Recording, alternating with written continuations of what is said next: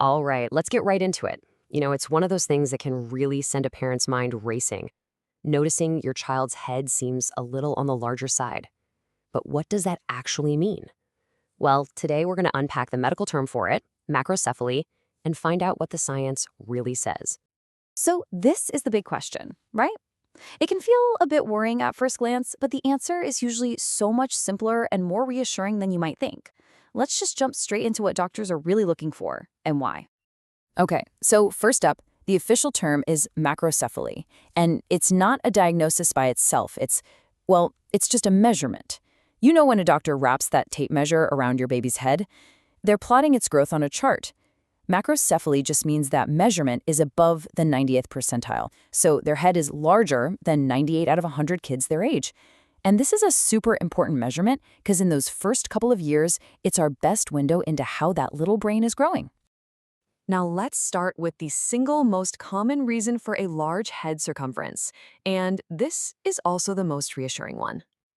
That's right. In the vast majority of cases, a child with a large head, well, they just come from a family of people with large heads. It's that simple. It's genetic. If a parent or another close relative has a bigger head, it's pretty likely the child will too.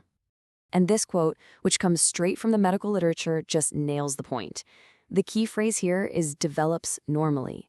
The size itself isn't the problem. It's just a part of who they are, something passed down through the family tree. So if the size alone isn't usually a big deal, then what are doctors looking for? This is where we get into the important details. See, it's less about the starting point and more about the journey. It's all about the pattern of growth over time. And this slide shows that difference so clearly. Look on the left. That's stable growth. The head is large, maybe it's hanging out on the 98th percentile line, but it stays there at each checkup. It's growing predictably along its own curve. But on the right, that's the red flag. You see a growth curve that suddenly shoots upwards, crossing over those centile lines. That kind of rapid change is what gets a doctor's attention. So why is that sudden growth spurt a red flag? Well, it can be a sign of something called raised intracranial pressure, or ICP for short. And what that means basically is that something inside the skull, like maybe some excess fluid, is causing the head to expand way too quickly. Now, this chart lays out all the potential causes doctors consider. And I know, a list like this can look a little intense, but just look at that very top category, normal variation. That's where familial macrocephaly lives, and it is the most common reason by a long shot. All those other categories, the ICP, the genetic syndromes, the metabolic disorders, they're much rarer. They're just the possibilities that doctors need to carefully and systematically rule out. So let's take hydrocephalus, that buildup of fluid, as an example. When doctors are examining a child for something like this, they're looking for very specific physical signs.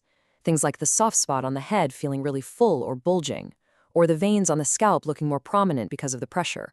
There's even a particular downward look in the eyes. These are the real, tangible clues that tell them they might need to take a closer look. Okay, so let's say a doctor does see that red flag of rapid growth. What happens next? Well, it's not a guessing game. There's a really clear logical process they follow to figure out exactly what's going on. It's really a three-step process. Step 1, it always starts with carefully plotting that growth curve we've been talking about. Step 2 is a really thorough physical exam, checking for those clinical signs and, just as importantly, assessing the child's overall development. Are they hitting their milestones? And it's only if those first two steps raise some concerns that they'll move on to step 3. Imaging tests to actually see what's happening inside. And when it comes to those imaging tests, there are a few options. For a little baby whose soft spot is still open, they can use a simple cranial ultrasound. It's quick, easy, and doesn't use any radiation. For older kids, or if they just need a more detailed picture, a CT or an MRI scan might be the way to go. It's also really important to know that head size isn't the only thing doctors are looking at. They also look very closely at head shape, which is a related but totally distinct topic. For instance, something you see all the time is plagiocephaly. That's just a common flattening on one side of the back of the head, usually from a baby liking to sleep in one position.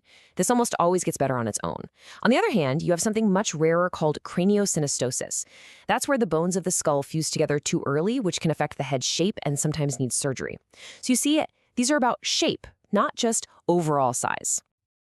And all of this brings us to the most important point. If you take just one thing away today, let it be this. The number on that tape measure is only the beginning of the story. The real information, the important stuff, is in the rate of growth over time, and most of all, in the child's overall health and developmental progress. A happy, thriving kid who just happens to have a large head is almost never a cause for concern. It really makes you think, doesn't it? How a simple measurement, just a piece of tape, can open up this huge window into the incredible complexity of brain development. And it leaves you with a really fascinating question. What other simple, everyday measurements are telling these profound stories about human health and growth happening right in front of our eyes?